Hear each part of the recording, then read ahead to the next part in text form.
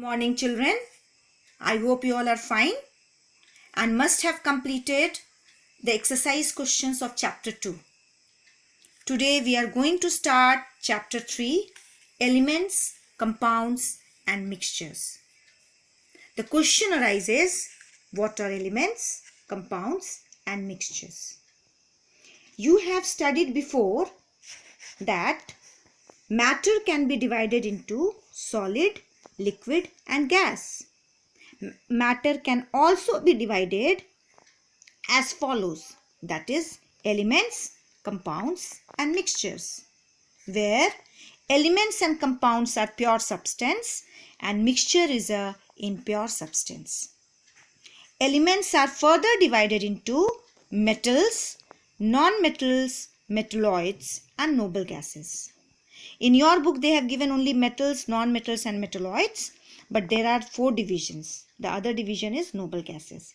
You will study in detail of this chapter later on. In this in class 7 only you will study.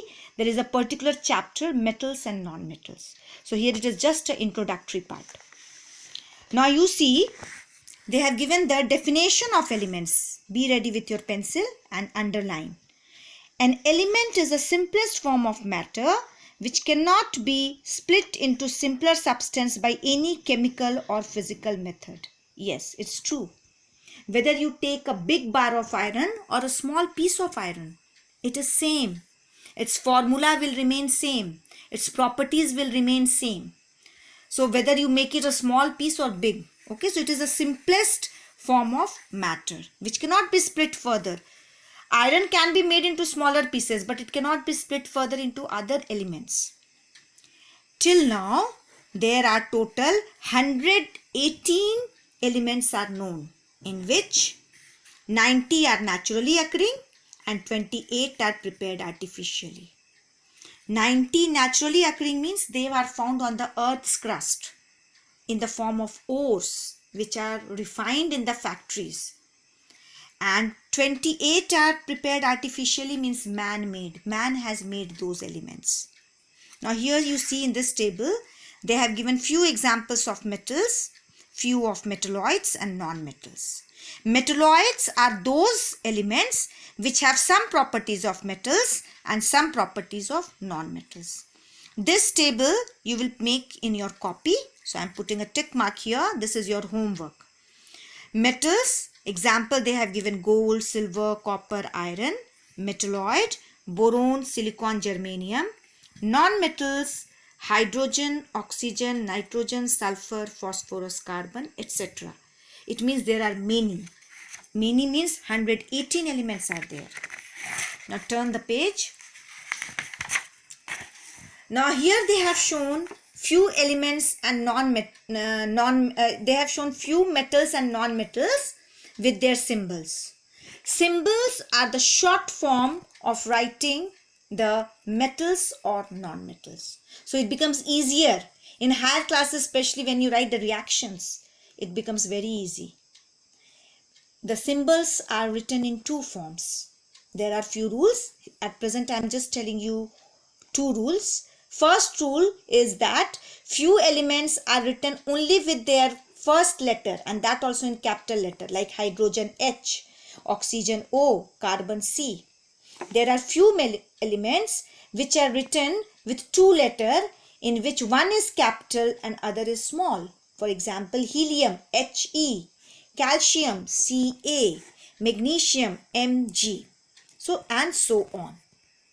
Now next question arises, what is the use of the symbol? The symbol has lot of significance. Significance means importance. First thing, it tells about the element. It tells us how many atoms are there in element and what is the weight of the element. The weight of the element is called its atomic mass. Here they have taken one example, oxygen. So from this O, what do you mean? It means it is a symbol of element oxygen. It is 1 atom of oxygen and its weight is 16 gram. Now here we have few exercise question. Just see, we will do here only. Name one each of the following. Metal, I have written iron, Fe. Non-metal, you can write hydrogen, H. Metalloid, silicon, Si. Okay. Then Si is the symbol for silicon. Please write silicon, SILICON. How many elements are known to us? 118, 118. Here they have given you symbols to write the symbol. Hydrogen H, sulfur S, aluminium Al, mercury Hg, silver Ag. Now let us come to the second part of the classification, compounds. Please be ready with your pencil and underline the definition of compounds. A compound is formed when two or more elements combine together in a fixed ratio. It occurs in a fixed ratio when any chemical reaction takes place. This is called compounds. For example, take water, H2O. For example, I have taken one example of compound, water, whose molecular formula is H2O.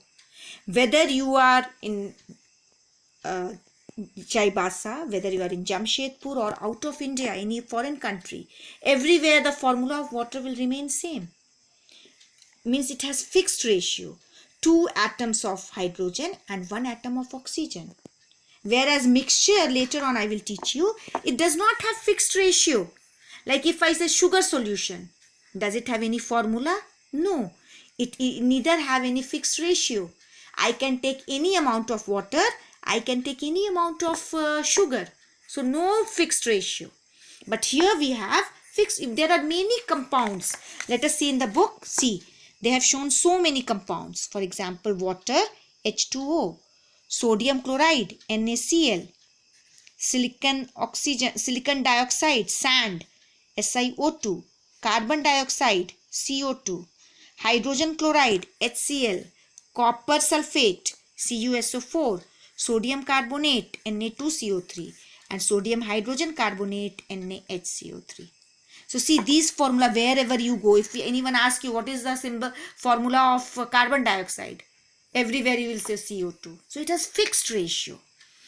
Okay, here they have given you few properties like compound is a pure substance and it has a fixed ratio. Now come to mixture. Mixture is when two or more elements or compounds are mixed in any proportion. This is the major difference. In compound we studied in a fixed proportion, fixed ratio. But in mixture they have any ratio.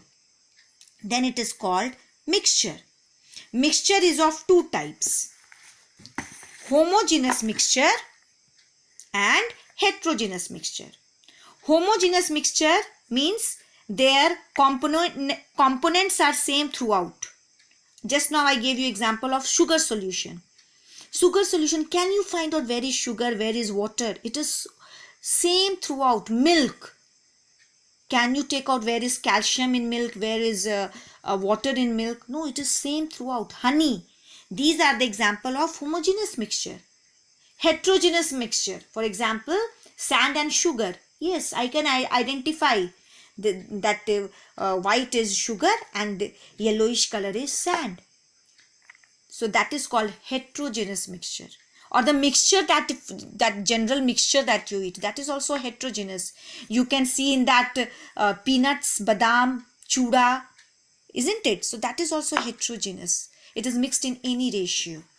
So you have studied elements, compounds and mixtures. Now turn the page. Now here they have given the example of types of mixture. Gas in gas, when there are the mixture of two gases, air, yes, you just see around. Can you identify which is oxygen, which is nitrogen? No, so it is homogeneous. Gas in liquid, this is aerated water, soda water that you drink, Coke and all. Okay, in that it is CO2 is also present. That is why when you open the bottle, it oozes out in pressure because CO2 is dissolved in it. Gas in solid, hydrogen in palladium. Palladium is a metal in which the hydrogen is added. Liquid in liquid, lemon juice and water. Now it is a summer season, so if you make lemon juice, you put lemon in water, you cannot identify where the lemon liquid has gone. Yeah, no. So that is a homogeneous. And water and oil, it can be separated. You can see this. I will show you in the second video, this oil and water mixture. Okay, when we will study separation of mixture. Then we have liquid and solid. Mercury in amalgamated zinc. Zinc, when mercury is added to zinc. Solid in liquid, sugar in water, and heterogeneous, chalk in water. Why? Sugar in water, sugar dissolves in water, so it is homogeneous. Chalk doesn't dissolve in water, so it is heterogeneous. Or you can say sand in water. Solid in solid, alloys. Alloys are the mixture of two metals, okay, which are mixed when they are mixed, when they are heated, and in the molten state they are mixed. And then heterogeneous is sand and iron filings, sand and ammonium chloride, and so on. Now the difference between compound and mixture. My children can very easily at least give two difference. First, compound is a homogeneous and mixture is heterogeneous. Compounds have fixed ratio, mixtures do not have fixed ratio. So these two you can easily write, and they are easy also. Then properties of compounds are entirely different from the constituent element. What does it mean? It means that when you make compound, for example, I have taken here water. It is made up of hydrogen and oxygen. Hydrogen is gas, oxygen is gas, but water is liquid. So it is totally different. Compound is totally different from what it is made up of. Okay, so this is the meaning of the third line. Mixture shows the properties of its constituent. Yes, it will show. Like if you add sugar and sand, yes, you can say sugar is separated, can be separated also. Okay.